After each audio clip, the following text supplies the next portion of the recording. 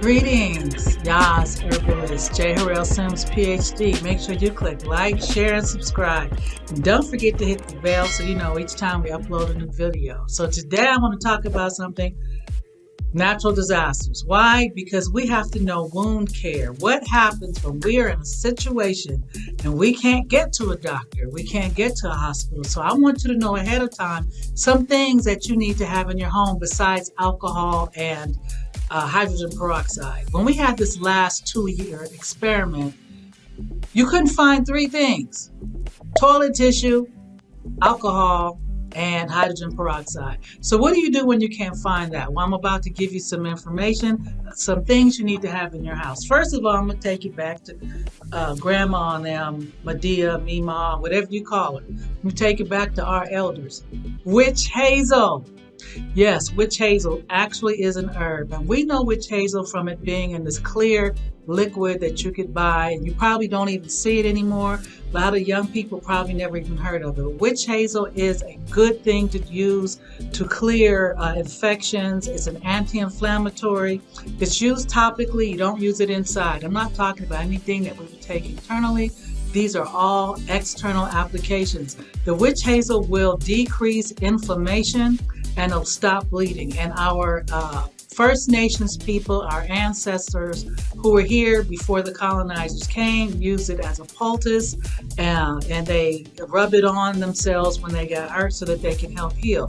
Another thing I want to talk about is, believe it or not, curcumin is also a good for the skin, a good antiseptic. Curcumin, you know, especially I did one on melasma, and it kind of helps to heal the skin. So if you have some skin abrasions, you can use curcumin. If you have that in your home, you probably have it sitting right there. It's probably right next to the turmeric, which is another thing you need to have in your cabinet. But here's another thing I bet you have in your backyard. I know very few people that don't, in California anyway, very few people that don't have aloe vera. You've got that plant probably all over your backyard or possibly your front yard, and you just kind of take it for granted. Well, let me tell you, if you're taking care of that plant, which really doesn't need any taking care of at all, because, you know, the Most High will cause it to rain, and it's like a cactus in that it doesn't need a lot of water, but it grows like weeds.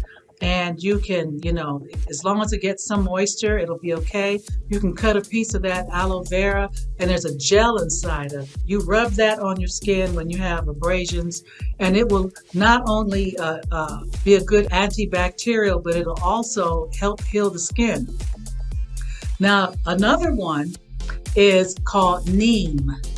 NEEM, N-E-E-M. A lot of people have never heard of NEEM, but that NEEM is no joke.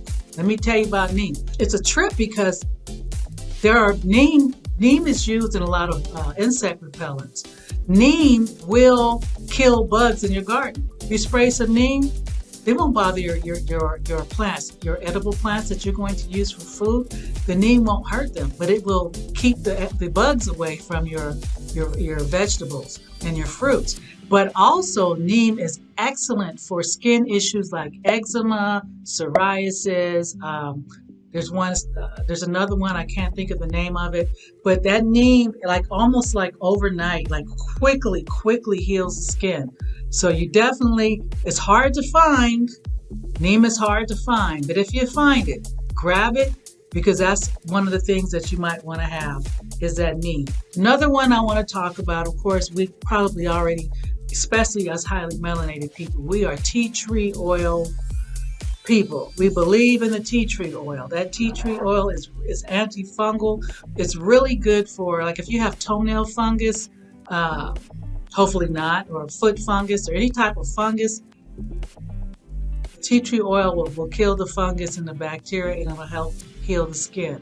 Last but not least, I want to talk about making a poultice out of turmeric. And the reason why is because turmeric is anti-inflammatory, it's antiviral, and a little paste of turmeric, if you put it, like I talked about melasma, put a little bit of that, it'll help lighten the skin, but it'll also help nourish the skin. So these are some of the things that you should have in your home Cinnamon's another one. I forgot about the cinnamon. If you mix it with a little water, cinnamon will help as well. But out of those that I just told you about, I would honestly tell you the tea tree oil, the neem, the aloe vera. Those are the three things that I would definitely have in my house. And the witch hazel, 4.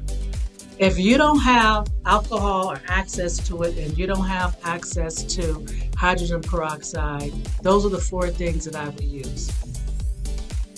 And I could add a 5th one. I could tell you baking soda. Baking soda will help as well. So if you have any questions about it, how it can be used, or you have anything that you know about, you know what to do. Talk about it in the comments. Let's have a conversation. And I have another question for you before I go. How many of you would be interested in a class, an online workshop about certain herbs? Because you know what? You can believe me or not, but 2023 is going to be very different. And it's better to be proactive than to be reactive. So let me know what you think in the comments. Make sure you have those things available in your home, for external care, not internal. May the Most High bless you and keep you. Shalom.